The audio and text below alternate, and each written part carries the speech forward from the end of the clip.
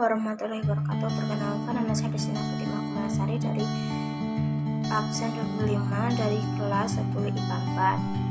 Di sini saya akan menceritakan tentang dakwah periode Madinah yang dibagi menjadi 3 subbab. Subbab pertama, kebudayaan masyarakat Madinah sebelum Islam. Subbab kedua, substansi dan strategi dakwah periode Madinah. Subbab ketiga, peristiwa penting dalam dakwah periode Madinah. Pertama kita akan membahas kebudayaan masyarakat Madinah sebelum Islam. Madinah sendiri kala itu dinamakan Yasrib. Dinamakan Yasrib dikarenakan orang pertama yang bersinggah di sana bernama Yasrib bin Qaid bin Ubail bin Aus bin Amalik bin Lahus bin Iram, salah satu anak keturunan Sam, putra Nabi Nuh alaihissalam. Kota ini sudah terbangun sekitar 1600 sebelum Masehi. Nah, kota Yasrib sendiri berjarak sekitar 300 mil sebelah utara dari kota Mekah. Masyarakat yang di kota Yasrib pun sangat makmur dan subur dalam pertanian.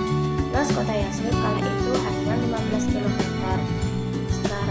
Sekarang berkembang hingga 293 km dengan batas-batas geografis berikut. Pertama, sebelah selatan berbatasan dengan Bukit Aid, sebelah utara berbatasan dengan Bukit Uhud dan Bukit Nur, sebelah timur berbatasan dengan Harahwakim, sebelah barat berbatasan dengan Harahwabara. Dilihat dari struktur sosial dan budaya, penduduk kota Yasrib cenderung heterogen dibanding dengan Mekah. Penduduk Yasrib sendiri dibagi menjadi 3 suku. Suku pertama yaitu suku Aus dan Khazraj yang terkenal dengan perang saudaranya bernama Buas yang berjalan sekitar 120 tahun. Diakibatkan provokasi Yahudi akan iri dengan perkembangan Aus dan Khazraj. Yang kedua yaitu kaum Yahudi cukup menguasai sebagian wilayah perdagangan. Dalam perdagangan, kaum Yahudi menerapkan sistem riba. Dan dalam kaum Yahudi tersebut terbagi menjadi 3 kabilah. Kabilah yang pertama bernama Bani Qainuqa, kabilah kedua bernama Bani Nazir, dan kabilah ketiga bernama Quraidah. Nah, kemudian yang ketiga adalah kaum musyrik dipimpin oleh Abdullah bin Ubay. Karena dia tidak ada saingan yang cukup berat, maka setelah kedatangan Rasulullah SAW terdengar di telinga Abdullah bin Ubay, dia merasa bahwa akan dirampas oleh Rasulullah SAW. Setelah berjalannya waktu, Islam masuk ke Madinah.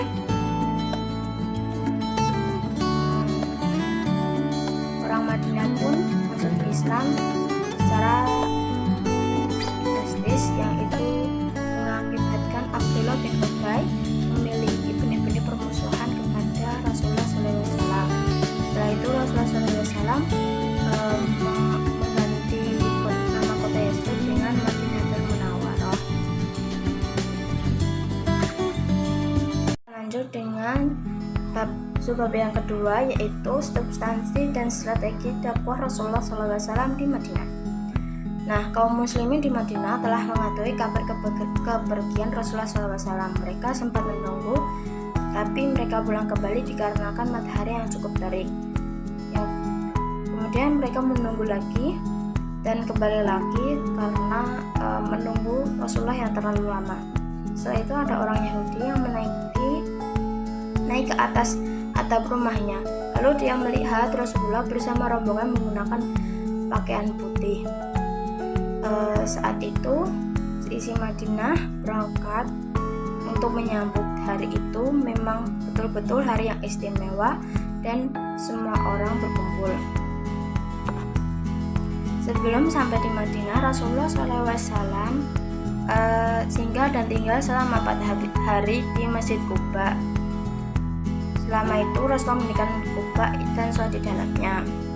Hari itu adalah hari bersejarah yang sangat ditunggu-tunggu masyarakat Madinah. Rumah-rumah dan jalan seketika itu terdengar pekikan tahmid dan takbis atau penyucian. Putra-putri kaum Ansor atau penolong menyanyikan bait-bait syair yang sebagai ekspresi kegembiraan. Nah, ketika Rasulullah sudah datang di Madinah, beliau sempat menjadi perebutan antara masyarakat kaum Ansar untuk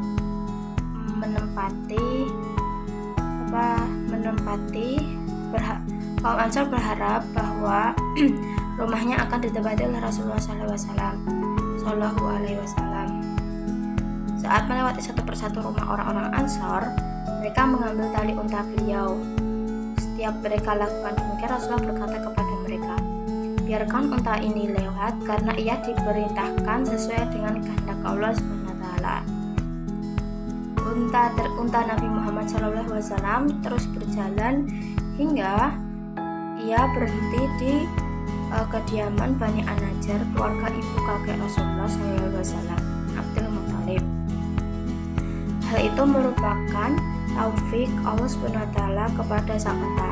Peristiwa itu terjadi pada hari Jumat 12 Rabiul Awal tahun 1 Hijriah bertepatan dengan 27 September 622 Masehi. Berikut langkah-langkah dilakukan oleh Rasulullah ketika di Madinah. Yang pertama, membangun masjid, mempersatukan suku Aus dan Khazraj. Yang ketiga, mempersaudarakan kaum Muhajirin dan kaum Ansor. Yang keempat, penanaman nilai-nilai moral. Yang kelima, membentuk tatanan masyarakat. Yang pertama, membangun masjid. Nah, Nabi membangun masjid untuk pertama kalinya di Madinah. Masjid itu dinamakan yang sekarang kita kenal adalah Masjid Nabawi. Lokasi tepat saat lokasi unta itu duduk. Nah, Masjid Nabawi ini digunakan untuk acara-acara keagamaan, sholat ibadah, kemudian yang lain sebagainya yang berhubungan dengan keagamaan.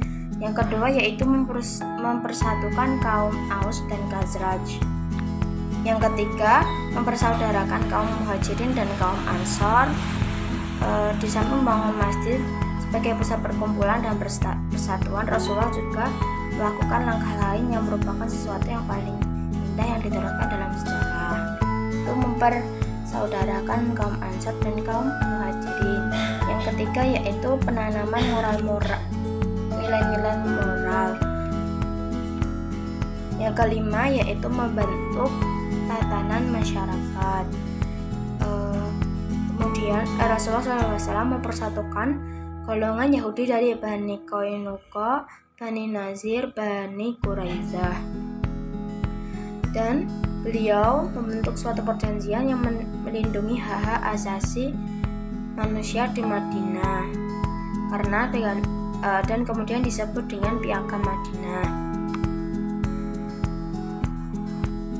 Pembahasan yang ketiga yaitu peristiwa-peristiwa penting dalam dakwah Rasulullah SAW periode Madinah. Cukup banyak peristiwa-peristiwa yang terjadi di subbab yang ketiga ini. Nah, peristiwa pertama yang terjadi di Madinah yaitu Piagam Madinah atau Mitsaq Madinah. Lahirnya Piagam Madinah diperkirakan kurang dari 2 tahun Rasulullah SAW tinggal di Madinah. Isi dari Piagam Madinah tersebut ialah: yang pertama, kaum Yahudi beserta kaum Muslim wajib turut serta dalam peperangan. Yang kedua, kaum Yahudi dari Bani Auf diperlakukan sama dengan kaum Muslimin. Yang ketiga, kaum Yahudi tetap dengan agama Yahudi mereka, dan demikian pula dengan kaum muslimin. Yang ketiga, semua kaum Yahudi dari semua suku dari kabilah di Madinah diperlakukan sama dengan kaum Yahudi Bani Auf. Yang keenam, kaum Yahudi dan muslimin harus tolong-menolong dalam memerangi atau menghadapi musuh. Yang ketujuh, kaum Yahudi dan muslimin harus senantiasa saling berbuat kebajikan dan saling mengingatkan ketika terjadi penganiayaan dan atau kezaliman. Yang kedelapan, kota Madinah dipertahankan bersama dari serangan pihak luar. Yang kesembilan, semua penduduk Madinah dijamin keselamatannya kecuali bagi yang berbuat jahat. Yang ke-10, terakhir, Muhammad Rasulullah SAW adalah pemimpin umum untuk seluruh penduduk Madinah. Nah, yang kedua yaitu respon Nabi terhadap kaum kafir Quraisy. Nah, selama dakwah Rasulullah SAW, beliau tidak pernah memaksa orang-orang untuk masuk ke dalam Islam. Jangan tersebut hanya sebatas menyampaikan kabar gembira maupun memberi peringatan. Allah selalu menurunkan ayat-ayatnya memberikan semangat kepada Rasulullah SAW bersabar di dalam menghadapi perlakuan yang menyakitkan dari kaum Quraisy. Contoh, hingga 2 tahun di Madinah turunlah wahyu tentang diperbolehkannya berperang. Quran surat Al-Hajj ayat 39 sampai 40. Kemudian Allah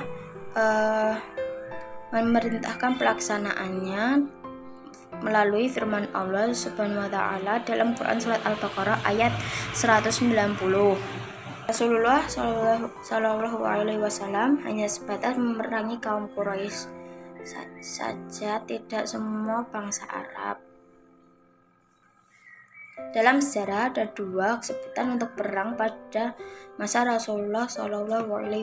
Pertama, perang Ghazwah, yaitu peperangan yang diikuti oleh Rasulullah SAW terjadi sebanyak 27 kali. Dan kedua, Syariah, untuk peperangan yang tidak diikuti oleh Rasulullah SAW terjadi sekitar 47 kali. Yang pertama adalah peristiwa Badar. Peristiwa Badar adalah perang pertama kali dalam sejarah Islam. Terjadi pada tahun 2 Hijriah atau tahun 625 Masehi di Lembah Badar. Pasukan Muslim kala itu berjumlah 313 dan sedangkan kaum Quraisy berjumlah 1000 orang. Nah, di kali itu saat malam peperangan, Allah Subhanahu wa taala menurunkan hujan yang bagi kaum musyrikin itu sangat lebat, tetapi bagi kaum muslim itu hanyalah hujan gerimis yang bisa menyucikan mereka, menghilangkan gangguan syaitan. Nah, disinilah janji Allah itu nyata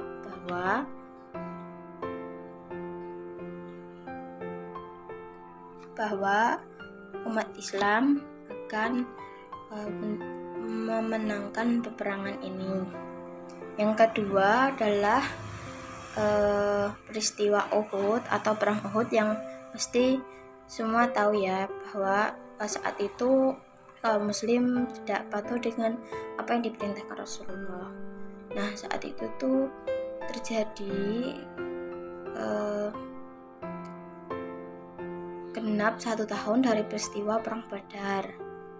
Nah, disinilah terjadi bagi Rasulullah, ia amat sedih dalam perang Uhud telah menorehkan kesedihan dalam hati Rasulullah SAW karena paman beliau Hamzah bin Abdul Muthalib wafat di tangan Wahsy bin Harb yang merupakan suruhan Hindun istri Abu Sufyan.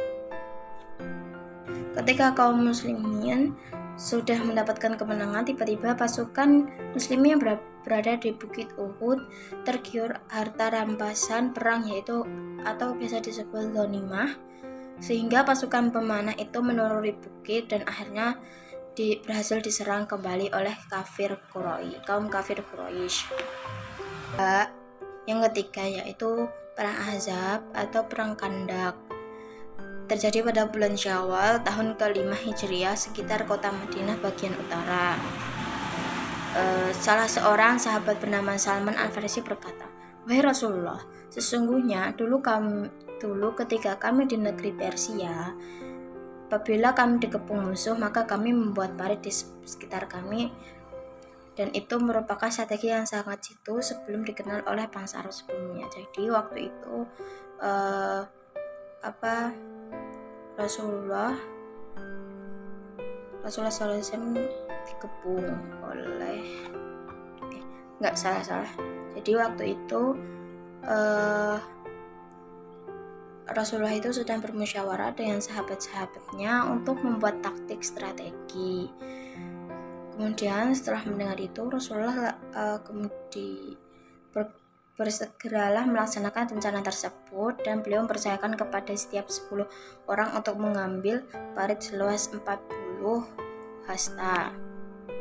Karena sekitar Madinah dibangun parit-parit, maka dari itu kaum Quraisy hanya mengelilingi sekitar Madinah saja untuk mencari kelemahan parit tersebut agar bisa masuk ke dalam Madinah.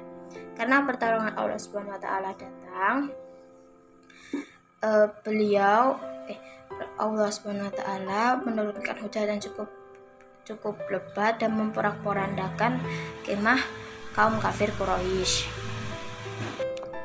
Nah, yang terakhir, yang ketiga yaitu perjanjian Hudaybiyah.